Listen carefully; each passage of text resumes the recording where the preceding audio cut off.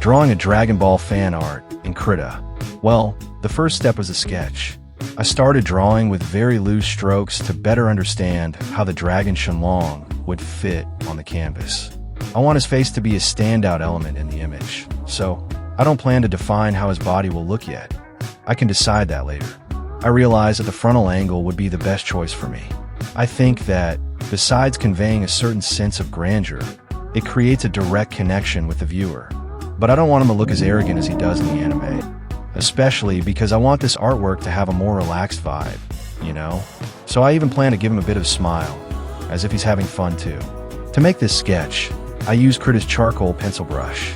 This brush is one of my favorites precisely because it mimics the feeling of traditional drawing.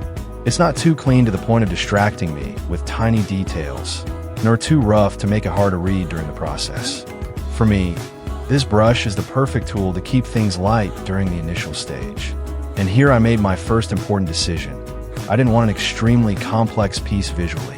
The idea was to create something simple to look at and inspired by the classic Dragon Ball manga style, where the lines were much cleaner and the visual composition had more weight than the drawing details.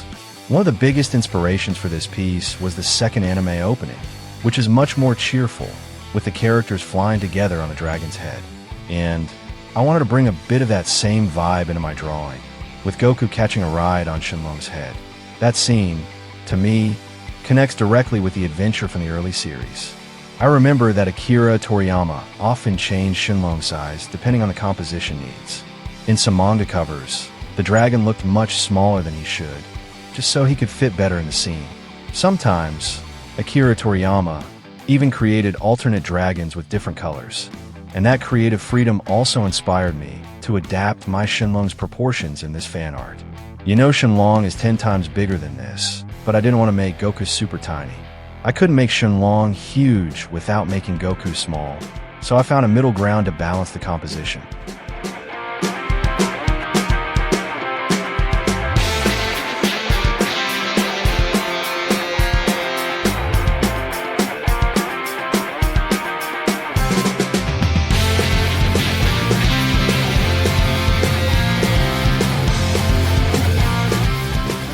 Now that the sketch was done, I moved on to the line art. For that, I used Krita's 2B pencil brush. It's perfect for clean lines, you know, but it still keeps a bit of texture, avoiding that overly digital look. At this stage, I chose to detail only the central elements of the painting. In this case, Goku and the dragon's head. The rest of the scene was kept looser, without too many rigid outlines, and that was a choice to guide the viewer's eyes toward what really matters.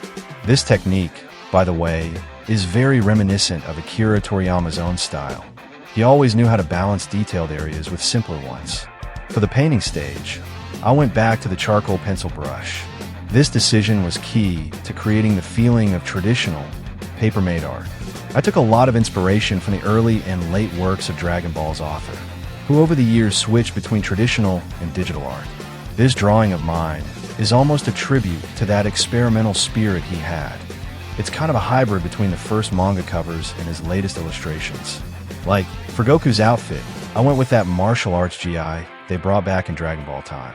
And I'm glad they did. I always thought that orange jumpsuit he wore in Dragon Ball Z looked weird. It looked like a prison uniform, you know? When he tied that blue sash around his waist, his pants would take on this strange shape. Speaking of the blue sash, I like when the ends of it hang loose around the waist. It gives the character a much cooler look.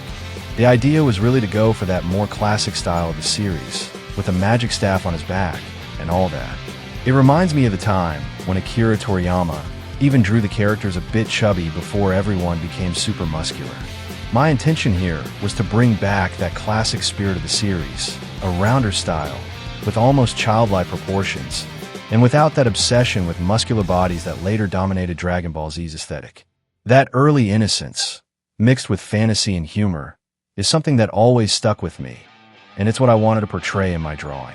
Over the years, Dragon Ball went through a transition, right?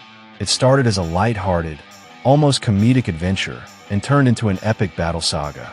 But my fan art is a tribute to that beginning, when simplicity was the soul of the story.